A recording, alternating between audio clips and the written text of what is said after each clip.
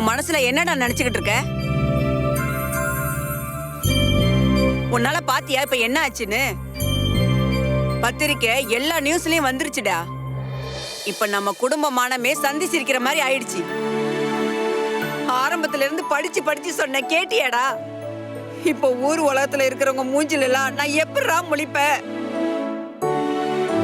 இந்த மாதிரிலாம் எதுவும் ஆகக்கூடாதுன்னு தான் தலைப்பாட அடிச்சுக்கிட்டேன். இப்ப நான் யாருக்கு என்ன பதில்டா சொல்லுவேன்?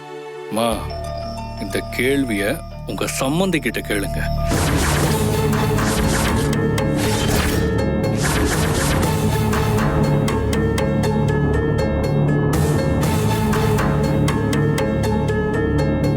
டேய், அவங்க கிட்ட என்னடா கேட்க சொல்ற? நீ பண்ண தப்புக்கு அவங்க என்னடா பண்ணுவாங்க? மா, பத்திரிக்கையில என்ன பத்தியும் ருத்ராவை பத்தியும் தப்பா எழுத சொன்னதே உங்க சம்பந்தியம்மா தான்.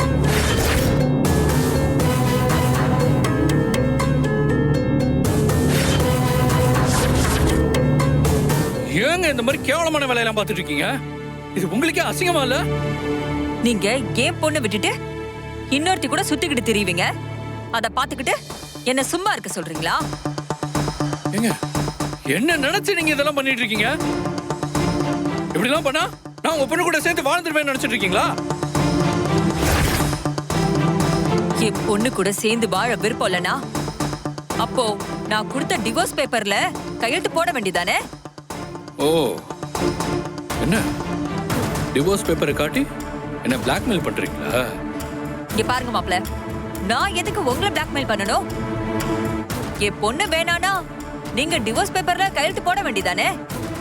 அதை விட்டுட்டு அவ கூட சேர்ந்து வாழாம எதுக்கு என் பொண்ணு வாழ்க்கைய நாசமாக்க பாக்குறீங்க? ஓஹோ, உங்க பொண்ணோட வாழ்க்கை என்னால நாசமா போதா?